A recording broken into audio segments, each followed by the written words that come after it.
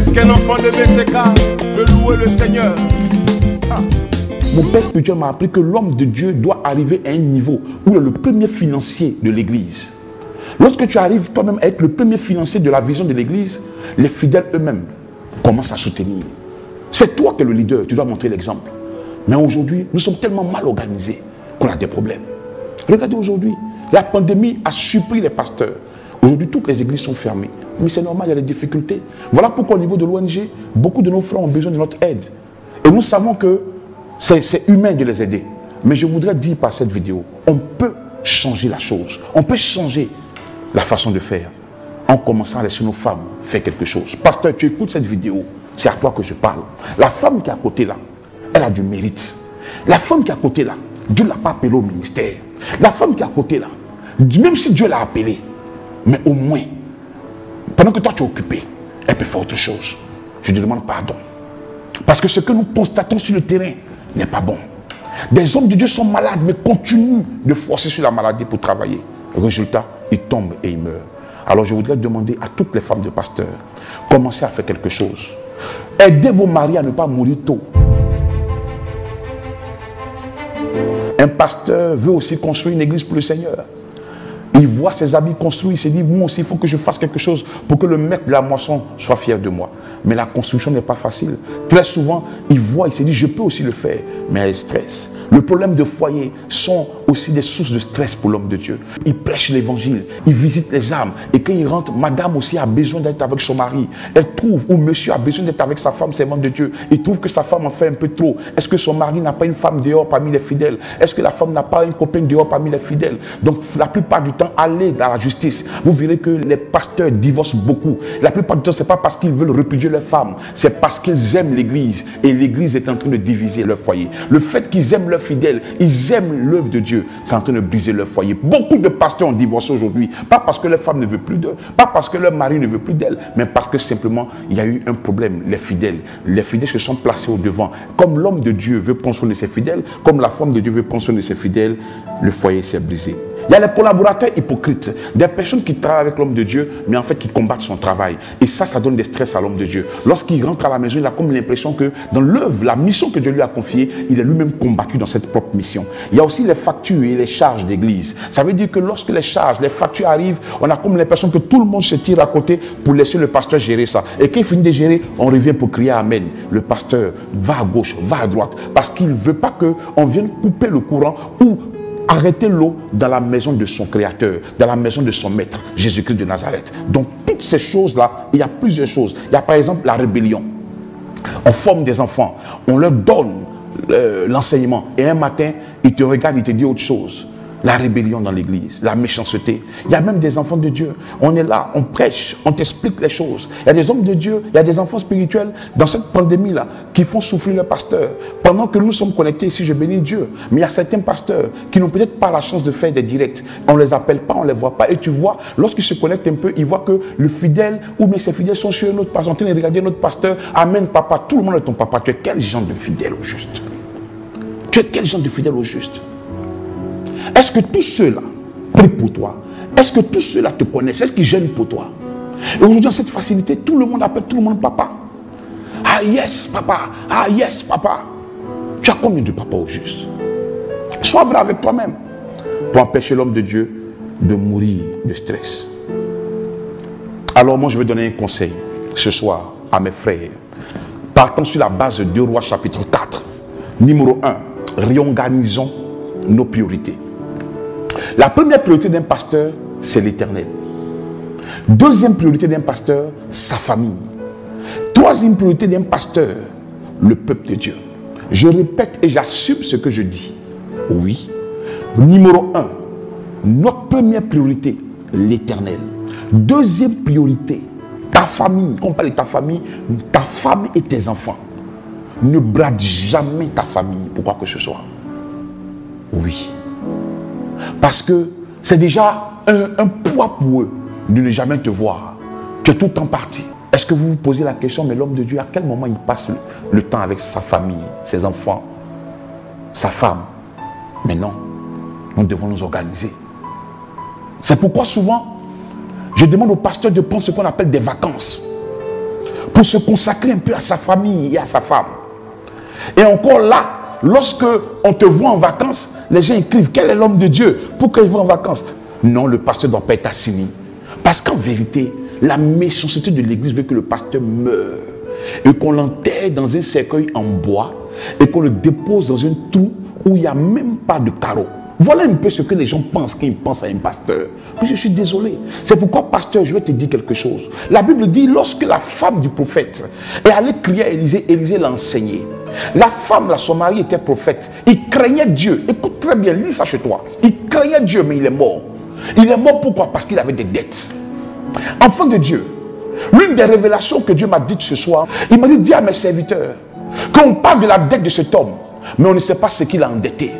Si cet homme craignait Dieu, c'est que tout ce qu'il faisait, c'était pour l'église. Tout ce qu'il faisait, c'était pour l'œuvre de Dieu. Cet homme s'est endetté pour l'œuvre de Dieu. Il vivait un stress pour l'œuvre de Dieu. Et le jour où il est mort, le créancier est venu prendre sa famille, ses 2 enfants, ses héritiers. Si normalement il y avait des fidèles, ces fidèles devaient dire, normalement notre père est mort, on paiera les dettes. Non, mais tout le monde s'est caché. Et maintenant le créancier dit, s'il n'y a personne pour rembourser, je viens prendre les 2 enfants pour payer. La femme a dit, c'est pas possible. Alors elle va aller vers le prophète Élisée. Même si l'attitude n'était pas bonne, qu'elle a crié. Elle a dit à Élisée le prophète, mon mari est mort. Écoute bien le message. Et voici que le créancier arrive pour prendre mes 2 enfants. Élisée lui demande, qu'as-tu chez toi à la maison? Elle dit, je n'ai rien du tout. J'ai juste un peu d'huile. Il dit, va chez tes voisins, prends des vases, viens, enferme-toi dans la maison avec tes enfants. Verse l'huile dans les vases. Elle a commencé à verser, l'huile s'est multipliée. Elle revient dire à Élisée, prophète, je suis entré dans la maison, j'ai prié comme tu m'as dit, l'huile s'est multipliée. Il dit, maintenant, va et puis vends l'huile. Qu'est-ce que Élisée voulait enseigner à cette femme? Si tu faisais un petit commerce, madame, ton mari serait encore vivant. Si tu faisais quelque chose, madame, ton mari serait encore avec toi. Ce mari est mort de stress parce qu'il n'avait pas les finances. Ce créancier l'a stressé jusqu'à il est mort. Les fidèles l'ont abandonné. Si tu vendais l'huile comme tu vends aujourd'hui là, si tu faisais des petits commerces comme tu le fais aujourd'hui là, ton mari serait vivant. Va vendre l'huile, rembourse la dette et le reste, vis avec ta famille. Pour dire que Dieu veut aussi qu'on vive. Dieu veut qu'aussi le pasteur et sa famille soient heureux. Mais il faut que le pasteur sache s'organiser. Il y avait un problème d'organisation dans la famille du prophète de 2 Rois chapitre 4. Un prophète qui, comme aujourd'hui tout pasteur, avait l'amour de l'évangile, faisait passer tout, les fidèles, tout ça, les œuvres, les missions avant sa famille. Aujourd'hui, il est mort. On parle de lui au passé. Et aujourd'hui, beaucoup de serviteurs de Dieu sont malades. On parle d'aujourd'hui au passé pour ceux qui sont morts. On les a oubliés. Les pasteurs sont décédés. Les fidèles se sont trouvés de nouveaux pasteurs. Si l'église doit revenir à son premier amour, comme j'ai dit ce matin, il faut qu'aussi qu'il y ait le véritable amour entre les bergers et les brebis. Oui. Beaucoup d'hommes de Dieu ne pourront pas prêcher ce message. Ça n'engage qu'eux. Mais je suis conduit par l'Esprit de Dieu. Et je veux parler de ça. Non seulement à mes enfants, mais à tous ces milliers de personnes qui nous écoutent. Aimez vos pasteurs. N'attendez pas que vos pasteurs souvent viennent vers vous pour demander de l'argent. C'est pas normal. Souvent, si tu en as, pense à ton pasteur. Si tu en as, pense à ton frère qui n'a pas dans l'église. Si tu en as, pense à ceux qui sont autour de toi qui souffrent. C'est en cela que tu feras du bien. Ce n'est pas quand tu vas aller dans les funérailles, aller donner des milliers de francs. Ce n'est pas quand tu vas aller dans des anniversaires en étant parrain. Ce n'est pas ça qui va bâtir ta vie chrétienne. C'est lorsque tu vas utiliser le bien que Dieu t'a donné pour faire du bien dans la maison du Seigneur. Alléluia. Pasteur, un premier conseil. Apprends à faire un bilan de santé. L'effort, le stress. Moi et mon épouse, nous nous sommes résolus sur le conseil d'un grand médecin à faire 3 bilans par an. Ça veut dire chaque 4 mois, un bilan. Un bilan complet pour voir, oui, Dieu m'utilise, oui, Dieu me parle, oui, je prêche, mais bilan. Pour voir le taux de sucre, pour voir les organes. On fait des efforts. Un médecin m'a dit un jour, un homme de Dieu qui prêche 30 minutes est comme un athlète qui fait 3 tours d'intérêt. Oui, parce que tout travaille en même temps. L'homme de Dieu est celui qui, lorsqu'il rentre à la maison, il dort, il est couché, mais la tête continue de travailler. On l'appelle, papa, j'ai un problème. Il n'a pas de sommeil. À un moment donné de la nuit, le fidèle appelle, j'ai un problème, il doit répondre présent. Mais celui qui est au bureau, quand il finit à 18h, il descend. Le travail de pasteur n'est pas facile. Pasteur, fait un bilan de santé. Numéro 2, pasteur, apprends à dormir. Beaucoup de pasteurs ont honte de dire à leurs fidèles, je dors. Il n'y a qu'un problème. Même Jésus dormait. Dans la barque devant la tempête, la Bible dit, il dormait. Profondément même. La plupart du temps aujourd'hui, c'est que nous ne sommes pas aussi vrais, pasteurs, avec nos enfants. On veut leur montrer qu'on est des super héros. Donc quand l'enfant t'appelle à 3h du matin, tu décroches. Oui, papa, tu dormais, excuse-moi. Non, je ne dors pas, je suis en prière. Mais arrête, dis-le que tu dors.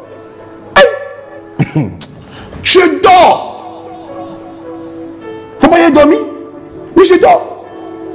Tous ceux qui sont mes enfants, ils savent, quand ils m'appellent et que je dors, je dis oui, je dormais. Oui, mais tu peux parler, mais sinon je dormais. Pourquoi je ne vais pas te dire que je dors? Sois vrai avec eux. Parce que les fidèles aussi aiment les pasteurs qui sont vrais. Il ne faut pas faire des choses comme s'ils peuvent te dire non. Tu peux, non, c'est pas grave, ma fille. L'œuvre de Dieu, c'est l'œuvre de Dieu. Je dors. Il faut attendre ton problème. Appelle-moi dans 2 heures. Je dors. Parce que si je meurs, tu vas l'expliquer, c'est un autre pasteur. Et demain, tu vas dire que lui, là, c'était Satan qui était derrière lui. Pasteur, beaucoup sont morts parce qu'ils ne voulaient pas dormir. Apprends à dormir. Qu'est-ce que pasteur? On t'appelle. À quelle heure? Oui. Allô, papa. Et j'ai une voix. Il prend la voix en même temps. Oui, allô? Oui, ma fille, j'étais comme ça en prière. Mais tu viens de dormir. Dis, je dors. Le stress. Le temps du repos que tu dois prendre pour te reposer. Tu prends ce même temps-là pour travailler. À quel moment tu prends soin de ta santé? L'homme de Dieu l'a dit. Il dit, Dieu m'a donné un message et un cheval. J'ai tué le cheval. Comment je donne le message maintenant? Tu tues ton corps. Tu penses que tu fais l'œuvre de Dieu, mais tu détruis ton corps. Dieu a des principes. Même Dieu qui a fini de faire le monde en 6 jours, le 7e jour, il s'est reposé. Le repos. Ne braque pas ton repos. Et pour ça, je félicite souvent nos frères de l'Europe qui travaillent, surtout les Européens, les Occidentaux. Ils peuvent se taper un travail toute une année, mais ils ne jouent pas avec leur repos, leurs vacances. Quand le temps des vacances arrive, mon ami, ils s'en vont. Qui t'a dit que le pasteur n'a pas de vacances? Mon ami, n'écoute pas les gens qui n'ont pas un témoignage. N'écoute pas les gens qui se mettent là, qui ont un petit passe et qui font un direct de 2 minutes pour expliquer leur vie. Frère, je sais de quoi je te parle. Prends des vacances avec ta famille. Prends des vacances avec ta famille. Un temps de repos. Tu as droit à ça aussi. Fais du sport. Parce que nous travaillons avec le cœur. Fais du sport pour que le cœur soit en bonne santé. Ne force pas trop. Il faut que le corps soit amené tout le temps à faire du sport. Moi, pour mes enfants qui me rendent visite très tôt le matin, ils savent que je fais le sport. Mais petit sport, tu fais là encore. On t'appelle, tu n'es pas capable de dire « Allô? Oui, ma fille, rappelle-moi, je suis au sport. Dans 20 minutes, tu peux m'appeler. Oui, allô, il est au sport. Oui, allô, Rabo Shataya, Lembro Kaka. Oui, ma fille, là, je suis en prière comme ça hein, pour toi. Mais il y a quel problème? Tu n'es pas Dieu. Je suis au sport. Rappelle-moi, parce que je dois prendre soin de ma vie. Si on a des pasteurs aussi francs, je pense que les choses vont avancer. La dernière chose que je peux dire au pasteur, laisse ta femme travailler. Et c'est sur le point là que je vais terminer. Pasteur, laisse ta femme travailler. Pasteur, permets que ta femme travaille. Pasteur, permets que ta femme travaille. C'est toi que Dieu a appelé au ministère, mais laisse ta femme travailler. Laisse ta femme travailler pour qu'elle puisse vous aider à ne pas tomber. Un homme de Dieu que Dieu place au niveau 10, il doit placer sa femme au niveau 9. Pour que le jour où il tombe, il est sûr de tomber au niveau 9. Si jamais Dieu t'élève et que tu n'élèves pas ta femme au niveau 9, si tu laisses ta femme au niveau 1, Le jour où tu tombes, tu tomberas au niveau 1. Parce que c'est seule ta femme qui peut t'aider. C'est seule ta famille qui peut te retenir. Et je veux te dire la vérité, pasteur, il est l'heure pour que tu saches que tu dois laisser ta femme travailler. C'est toi que Dieu a appelé au ministère. Dieu n'a pas appelé ta femme. Moi, ma femme, elle est une grande enseignante. Quand elle prêche la parole de Dieu dans son content, je l'ai appelée un jour dans la cheminée, tu sais, c'est vrai, hein, mais nous deux, on ne peut pas faire alléluia, amen. Hein. Ça ne peut pas marcher. Moi, je vais prêcher, je suis le bishop. Toi, tu vas prêcher un peu. Il faut donner des conseils à tes enfants. Il faut aller chercher l'argent. Voilà un peu. Il faut aller, tu vas multiplier, ça va manger. Le jour où on n'en a pas, au moins on sait comment faire. Voilà comment on a créé notre boîte. Et madame est la directrice générale. Monsieur, il prêche la parole. C'est pourquoi souvent, quand il y a problème, on peut avoir les moyens pour aider. Ce n'est pas drogue qu'on vend. Ce n'est pas quelque chose qu'on a ou bien l'argent qui tombe du ciel. C'est le fruit et l'organisation. Donc, pasteur, laisse ta femme travailler. Il y a des choses que la femme peut faire, que l'homme ne peut pas faire. Tu es homme de Dieu. Dieu t'appelle à des missions. Bravo. Mais laisse la femme, elle va travailler. La femme n'est pas obligée d'être chantante quand toi tu es prophète. La femme n'est pas obligée d'être maman prophétesse quand toi aussi tu es prophète. Vous devez être sur vos chaises maintenant, porte à porte, et planter vos photos. Ça te plaît? Maintenant, quand ça finit de faire les photos, là, après, là, vous mangez comment? C'est ta femme qui peut cacher ton derrière. Mon père spirituel m'a appris que l'homme de Dieu doit arriver à un niveau où il est le premier financier de l'église. Lorsque tu arrives toi-même à être le premier financier de la vision de l'église, les fidèles eux-mêmes commencent à soutenir. C'est toi qui es le leader, tu dois montrer l'exemple. Mais aujourd'hui, nous sommes tellement mal organisés qu'on a des problèmes. Regardez aujourd'hui, la pandémie a surpris les pasteurs. Aujourd'hui, toutes les églises sont fermées. Mais c'est normal, il y a des difficultés. Voilà pourquoi au niveau de l'ONG, beaucoup de nos frères ont besoin de notre aide. Et nous savons que c'est humain de les aider. Mais je voudrais dire par cette vidéo, on peut changer la chose. On peut changer la façon de faire en commençant à laisser nos femmes faire quelque chose. Pasteur, tu écoutes cette vidéo, c'est à toi que je parle. La femme qui est à côté là, elle a du mérite. La femme qui est à côté là, Dieu ne l'a pas appelée au ministère. La femme qui est à côté là, même si Dieu l'a appelée, mais au moins, pendant que toi tu es occupé, elle peut faire autre chose. Je te demande pardon. Parce que ce que nous constatons sur le terrain n'est pas bon. Des hommes de Dieu sont malades, mais continuent de forcer sur la maladie pour travailler. Résultat, ils tombent et ils meurent. Alors je voudrais demander à toutes les femmes de pasteurs, commencez à faire quelque chose. Aidez vos maris à ne pas mourir tôt. Nous ici, au niveau de BCK Ministries, mensuellement, je parle simplement de la base. Mensuellement, je parle des charges. Des charges, ça prend en compte les loyers, ça prend en compte les rémunérations de certains membres, ça prend en compte les aides. Oui, parce que madame et moi, nous faisons des aides. Il y a des personnes pour qui nous payons le loyer, des personnes que nous aidons. C'est ça aussi l'œuvre de Dieu. Parce que Jésus a dit, donnez-leur vous-même à manger. Ce n'est pas seulement les fidèles qui donnent. Le pasteur doit être aussi en mesure, par rapport à son organisation, de soutenir souvent. Et ça grandit l'œuvre de Dieu. Et même dans la pandémie, nous continuons à le faire. Où penses-tu que nous enlevons l'argent? Mais c'est parce que nous avons été assez sages pour laisser ma femme travailler. Pour dire à ma femme, voilà l'argent, là, va, mets ça dans la société. Continue à faire, continue à faire. Elle me dit, ah papa, voilà où on est arrivé, voilà telle chose qu'on a. Voilà, on a tel rendez-vous avec telle personne, voilà telle maison qu'on a pu vendre, voilà telle chose qu'on a pu faire.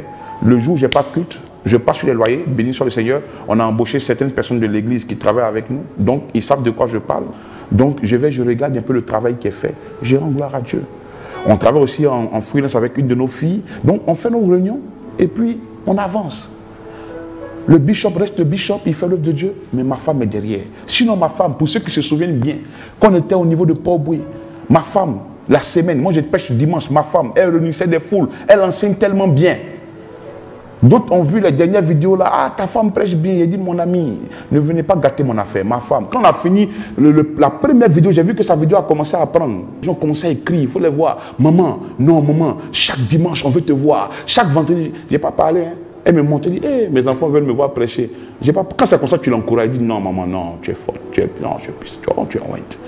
C'est à 23h, je l'ai réveillé, il dit, madame, ceux qui t'écrivent ne connaissent pas les choses. Hein.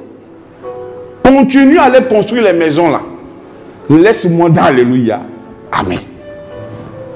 C'est dans ça où on est. Vous avez vu en quoi elle a commencé à prêcher? Vous avez vu que votre affaire de temps de Jéricho, là, elle a laissé ça un peu, non? Moi, j'ai prêché à temps de Jéricho. Je suis orateur 24h sur 24. Mais ma femme, elle doit aller travailler pour qu'on puisse au moins continuer à marcher. Et sert Dieu par ça. Servir Dieu, ce n'est pas seulement venir prêcher. Servir Dieu, c'est beaucoup de choses. Que Dieu vous bénisse. Que la grâce de Dieu soit avec vous. J'espère que j'ai pu donner des conseils à mes frères pasteurs. Aujourd'hui, beaucoup d'hommes de Dieu qui tombent ne tombent pas parce qu'ils sont du diable. Ne tombent pas parce que Satan est avec eux. Ils tombent simplement parce que ce sont des héros. Des personnes qui ont investi toute leur vie dans leurs enfants spirituels. Et en ce premier jour de notre jeûne, qui parle d'amour et de l'église, j'ai voulu prêcher sur la méchanceté, sur la relation brebis et berger. Oui, toi qui me suis, chrétien, quand un homme de Dieu prie pour toi, honore-le. Qu'un homme de Dieu paye le prix pour toi, honore cette alliance. Ce qui te fatigue souvent un homme de Dieu, c'est qu'il prend tout son temps pour prier pour toi. Et le jour où tu es élevé, tu vas quelque part d'autre. Le jour où effectivement, il y a des pandémies, tu as un nouveau pasteur que tu appelles papa. On fait copier-coller, puis on lui envoie, voilà ta fille, là, voilà ton fils, il appelle l'autre papa. C'est pourquoi souvent vous voyez qu'il y a certaines hommes de Dieu qui ne prient plus pour vous. Quand tu dis tu pries pour moi, il dit oui, il prie pour toi, mais il est déjà informé que tu as tous les pasteurs d'Abia sur tes pères. Que Dieu vous bénisse. Alors je demande aux pasteurs, à partir d'aujourd'hui, prenez-vous en charge. Faisons-nous respecter, faisons quelque chose. Au-delà de cette vidéo, j'informe en même temps que après cette pandémie, nous comptons organiser un grand rassemblement. Nous allons expliquer à certains hommes de Dieu qui le veulent bien comment on peut monter un projet et comment on peut le réaliser avec des faibles moyens. La chance, les opportunités, les amis, les connexions que nous avons eues dans le domaine des affaires, on essaiera de les mettre à profit pour tous les hommes de Dieu qui veulent suivre ce mouvement-là. Que Dieu vous bénisse, que la grâce soit avec vous. Priez pour vos pasteurs dans cette pandémie. La Bible dit, le berger sera frappé et le troupeau se dispersera. Que l'Éternel vous bénisse.